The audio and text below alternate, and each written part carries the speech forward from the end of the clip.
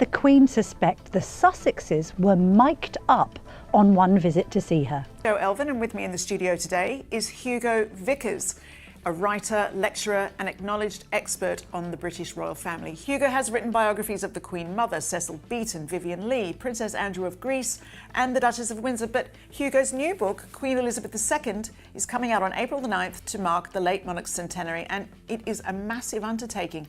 Royal author Hugo Vickers has just dropped a bombshell. The Queen was reportedly living in fear and deep concern, all because of Prince Harry and Meghan Markle. According to Vickers, she was allegedly worried that the private conversations she normally had with them could have been secretly recorded and later leaked to the public. This is a serious trust issue, and Vickers isn't holding back. For those who don't know, Hugo Vickers is a highly respected royal author, someone trusted enough within royal circles to write a biography titled Queen Elizabeth II, A Personal History. That book sold millions of copies worldwide and cemented his reputation as a credible voice on the royal family. So when this man speaks, people listen. Now he's coming forward with some powerful claims about Harry and Meghan, suggesting that their very presence at the palace reportedly sent chills down the Queen's spine. She feared that intimate, behind-closed-doors conversations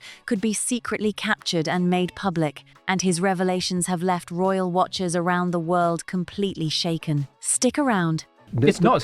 Well, trust had been broken, basically. Right. And so I think, as far as, having somebody in the room, I think certainly there was one time is to stop them taking photographs or being wired, or God knows what they were up to. What do you mean, wired for telly? Yeah, wired for recording. Because this is only the beginning. During the Jubilee, speculation ran wild. Many people believed Harry and Meghan were actually wired. Meghan was spotted constantly fidgeting with her collar, and that simple gesture had people convinced she was allegedly hiding a mic underneath it. The rumors spread like wildfire and had royal watchers talking non-stop. According to Hugo Vickers, when Harry and Meghan made the decision to step back from the royal family, they reportedly did so without properly consulting the Queen beforehand. When their true intentions became known, many felt the timing could not have been worse. The Queen was already carrying an enormous emotional weight. Her husband, Prince Philip, was sick and hospitalized, and the world was deep in the chaos of the COVID-19 pandemic. Because of her age, she was forced to isolate, manage serious health concerns, and still show up for her constitutional duties every single day. Megxit landed like a punch at the worst possible moment, piling even more stress onto an already unbearable situation. Reports suggest the Queen was deeply disappointed by how everything unfolded. Even though Harry was her own grandson, the emotional distance between them grew wider and the trust between them began to crack. The husband of Britain's Queen Elizabeth. You'll remember he's been treated in hospital in London for nearly 2 weeks. Buckingham Palace have released this statement. The Duke of Edinburgh was today transferred from King Edward Hospital to St Bartholomew's Hospital, where doctors will continue to treat him for an infection. Hugo Vickers explained that confidence between the Queen and the Sussexes reportedly deteriorated so badly that what was once family warmth slowly shifted into cold institutional caution, and that says everything. The palace allegedly became more guarded than ever in its interactions with Harry and Meghan. Officials were reportedly deeply concerned that casual conversations or private meetings could later show up in interviews, documentaries, podcasts, or tell-all books, and they weren't taking any chances. Vickers didn't stop there. He revealed that within royal circles, anxiety about privacy was growing by the day. Protecting confidentiality has always been a cornerstone of royal life, and officials were absolutely determined to preserve it. Whenever Harry and Meghan visited, palace staff became extremely cautious, worried that sensitive conversations might eventually surface in some future media project. Because of these fears, reports suggest that security checks became noticeably stricter before anyone could get access to the Queen. Precautions were quietly introduced to guard against unauthorized leaks or recordings. Unauthorized photographs were discouraged or flat-out prevented during visits. Even though Prince Harry has long been described as the Queen's favourite grandson, down a bit and realised he probably took it a little bit too far. I know he's got a lot of supporters, but I think he he must realise one day that he probably took things a little bit too far. And some of the dirty linen didn't need to be washed in public. And it's very sad what's happened, because he was so popular in the past, and now his star has fallen somewhat, certainly in this country. Interactions between them were said to be more carefully monitored than ever before. These measures were specifically designed to limit any opportunity for recordings inside royal residences, and observers believe those restrictions also meant fewer chances to gather personal stories or private content that could later fuel books, interviews, or major streaming projects. The palace was locking things down tight, and the message was loud and clear.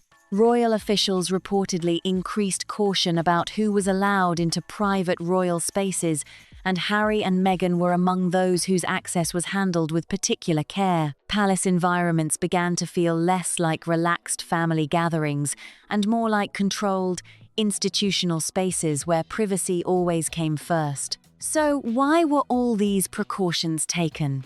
According to Hugo Vickers, the monarchy is built on discretion and confidentiality. If that confidentiality is broken, a fundamental part of how the royal family operates is seriously weakened. Royal conversations have traditionally remained private, protected by mutual trust that was expected to last forever. But once doubts crept into the relationship, even normal family interactions reportedly became difficult and strained. What do you mean, wired for telly? Yeah, wired for recording. What, so the Queen thought that they might be wired up to be recording conversations with her for Netflix purposes? It's always a possibility. I'm not saying it happened. A loss of trust naturally led to a loss of access, and that's just how it works. Although these measures may not have personally pleased the Queen, she was well known for placing duty above personal feelings. She acted according to what the crown required, not what her heart preferred. If decisions had been based purely on personal affection, things might have looked very different. But the Queen believed her first responsibility was always to protect the institution. So she wasn't punishing Harry and Meghan by maintaining that distance. It was an institutional duty, plain and simple. Instead of asking herself what she personally wanted, the Queen reportedly approached every situation by asking one powerful question: what should the Queen do? And that question said it all. Rather than asking, what would I like to do as a grandmother? And that distinction reveals everything about the kind of woman she truly was. Despite her remarkable 5-year reign filled with historic achievements, many observers felt that the final years of her life were overshadowed by the ongoing tensions involving Harry and Meghan. It was heartbreaking for a woman who had always wanted family unity and stability above everything else. The palace is able to keep a really tight lid on Harry and Meghan's behaviour when it's only being demonstrated within the palace. Yeah. The palace can control it. I think, as far as having somebody in the room, I think certainly there was one time is to stop them taking photographs or being wired, or God knows what they were up to. She hoped the family would remain strong together, but instead, the separation only deepened the divisions and widened the cracks that many feared could never be repaired. Rather than celebrating everything the Queen had given to her country over decades, the media became completely obsessed with royal drama and controversy. The headlines were no longer about her extraordinary service or powerful leadership. They were about family feuds, scandals, and very public fallouts that played out on the world stage for everyone to see. Many believe this was the absolute last thing the Queen wanted her legacy to be remembered for. A woman who dedicated her entire life to service and dignity deserved far better than to spend her final chapter surrounded by chaos and controversy. The constant cycle of building royals up just to tear them down only added to the heavy burden she carried in her final years. And this is exactly why Hugo Vickers revealed that the Queen allegedly feared her own grandson might record their private conversations. Oh, really? Please. Boo. A claim that has left the world completely stunned and royal watchers questioning everything. They thought they knew about this family. Now, let's take a deeper look at just how significant this breakdown in trust really was, because the full picture is even more shocking than most people realize. For over 7 decades, the Queen stood as the ultimate symbol of stability, grace, and quiet strength. Through wars, political upheaval, economic crises, and personal tragedies, she never wavered. She showed up every single day, carried out her duties with precision, and kept the monarchy standing tall when others believed it might crumble. I mean, this is a couple who are never far away from their iPhone, from their cameras, who have really chronicled their lives for the last 2 years. And I think there is just a great sense of mistrust within the family. They just simply feel that any reconciliation is not on the cards because they can't trust that it's not going to end up in a TV show or in a book. She was the anchor that held everything together, and the entire royal family depended on that strength. But behind the scenes, something was shifting. The arrival of Meghan Markle into the royal family brought with it a new energy, one that many inside the palace reportedly struggled to handle. From the very beginning, there were whispers of tension, clashes behind closed doors, and a growing sense that things were changing in ways that couldn't easily be reversed. Some welcomed the fresh perspective. Others were deeply uncomfortable with it, and the Queen, caught right in the middle, reportedly tried her best to hold the family together while quietly managing the growing storm around her. When Harry and Meghan announced their decision to step back from royal duties, it sent shockwaves through Buckingham Palace and beyond. The decision itself was stunning, but what reportedly made it even more difficult for the Queen was how it happened. According to royal insiders and Hugo Vickers himself, the couple allegedly did not give the Queen the courtesy of a proper heads-up before going public with their plans. Instead, she was said to have found out about the full details alongside the rest of the world, and for a woman who had dedicated her life to protocol, order, and respect that reportedly cut deep, royal protocol has always been about more than just tradition. It's about respect, trust, and maintaining the dignity of the institution. There's a lot of tension, there's a lot of upset, there's a lot of anger, and there's still a lot of resentment. And I think any rapprochement is really quite far down the line. William will be taking this very personally. I think he's incredibly upset and feels very badly betrayed by his brother. When that protocol is bypassed, it sends a clear signal that something fundamental has broken down. And for the Queen, who had always placed the crown above personal feelings, that breakdown was reportedly impossible to ignore. The timing made everything worse. Prince Philip, her husband of over 70 years, was battling serious health issues and had been hospitalized. The COVID-19 pandemic was gripping the entire world, forcing the Queen to isolate at Windsor Castle, largely cut off from the family members and staff she relied on for support. She was navigating one of the most difficult periods in modern history and doing it largely alone. To have a major family crisis land in the middle of all of that was, by many accounts, an enormous emotional blow. People close to the Queen reportedly described her as deeply saddened not just by the decision itself, but by the way it unfolded so publicly and so dramatically. She had always believed that family matters should be handled privately, with dignity and discretion. Instead, Megxit became a global media spectacle, with every detail picked apart and analysed by journalists, commentators, and the public around the world. The Queen reportedly found this deeply painful. Where you had a woman who, at the age of 21, made a promise to serve and kept that promise faithfully for 75 years. And if we lived another 1,000 years, we'll never see anything like it again. I think we were all incredibly lucky to live in her reign. And then came the interviews, the documentaries, the podcasts, the book. Each new release brought fresh revelations, some more explosive than others, and each one reportedly added to the sense of unease inside the palace. Officials who had spent careers protecting the privacy and reputation of the royal family now found themselves in unfamiliar territory, watching from the sidelines as private moments and personal conversations were reportedly shared with the world. Hugo Vickers has been very clear about what he believes this did to the Queen's relationship with Harry and Meghan. He suggests that once trust is broken at that level, it is almost impossible to fully restore. The palace allegedly responded by quietly tightening access, limiting private interactions, and introducing a level of caution that had never previously been necessary with family members. This wasn't about punishment, it was about protection.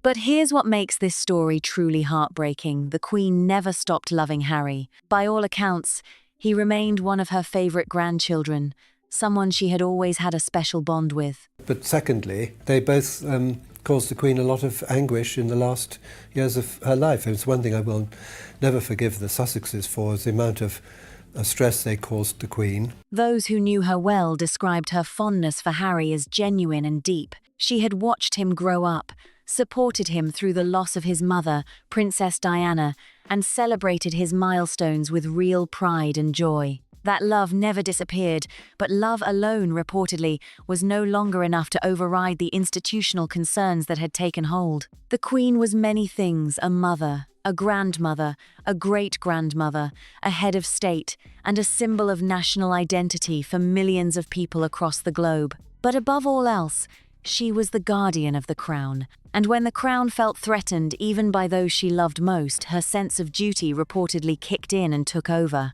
That is the extraordinary, and at times deeply painful, reality of life at the very top of the British monarchy.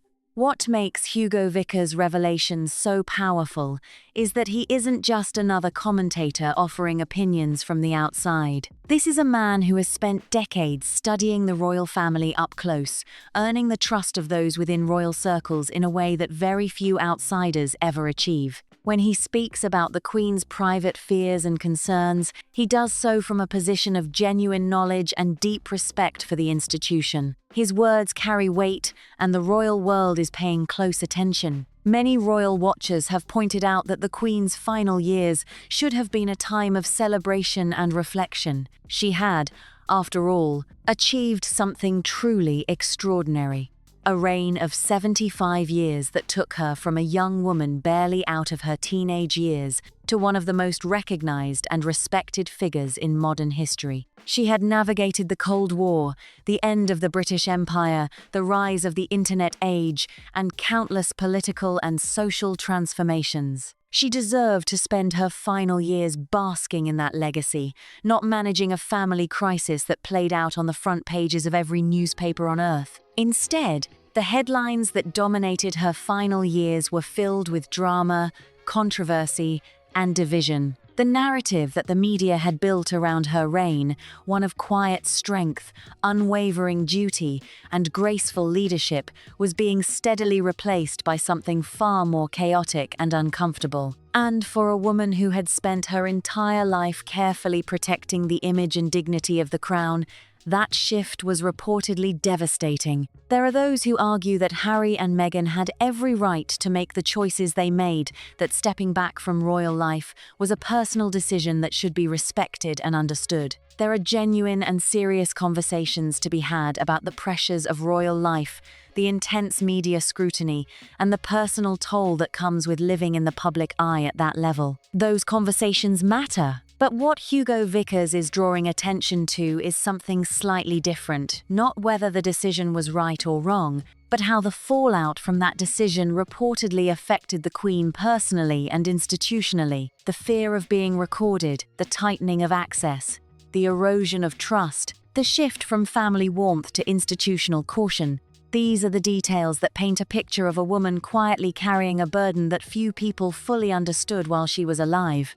And now that she is gone, the full weight of that story is beginning to emerge. Royal authors, insiders, and commentators are slowly piecing together a portrait of the Queen's final years that is more complex and more emotionally charged than the official narrative ever suggested. Hugo Vickers is one of the voices leading that conversation, and his claims are forcing people to look at the royal family's recent history in an entirely new light. The questions his revelations raise are ones that may never be fully answered. Did Harry and Meghan know the impact their decisions were having on the Queen? Were they aware of the level of concern their actions were generating behind palace walls? And if they were, what does that say about the state of the relationship in those final years? These are uncomfortable questions, but they are questions that the public is now asking loudly and without hesitation. What is clear is that the Queen handled the situation in the only way she knew how, with quiet dignity, institutional discipline, and an unwavering commitment to the crown. She did not engage in public drama. She did not give interviews about her feelings. She did not fight back through the media. She simply carried on, as she always had, placing duty above everything else, even above the personal heartbreak that reportedly came with watching her family splinter so publicly and so painfully. That is the legacy that Hugo Vickers wants people to understand. Not just the 75 years of service, the historic milestones, or the global admiration, but also the very human cost of a life lived entirely in service to an institution, the sacrifices made, the emotions quietly managed, the love that reportedly never faded even when trust did. The Queen was a woman of extraordinary strength and extraordinary restraint. And according to Hugo Vickers, she carried the weight of her concerns about Harry and Meghan with the same quiet grace she brought to everything else in her remarkable life. She never let it show publicly, but behind closed doors, the fear was real, the concern was genuine, and the impact on her final years was significant. This is a story that will continue to unfold as more voices come forward and more details emerge. The relationship between Harry, Meghan, and the royal family remains one of the most talked about and closely watched dynamics in the world, and it shows absolutely no signs of fading from public attention anytime soon. So what do you think about everything Hugo Vickers has revealed? Do you believe the Queen's fears about privacy were justified given everything that followed? Were the measures taken by the palace necessary to protect the institution, or did they go too far and push the family even further apart? Was there a point where things could have been handled differently, where the trust could have been rebuilt before it was too late? These are the questions that are keeping royal watchers up at night, and we want to know exactly where you stand. Drop your thoughts in the comments section below. This is one conversation we absolutely do not want to miss. Tell us what you think the Queen was really feeling in those final years, and whether you believe the full story has even been told yet. Your opinions matter, and this community always brings the most insightful and passionate perspectives to the table. And if this video had you gripped from beginning to end, make sure you show it some love, hit that like button, share it with someone who lives for royal drama, and most importantly, subscribe so you never miss a single upload. There is so much more coming your way, and trust us, you do not want to be left out. See you in the next one.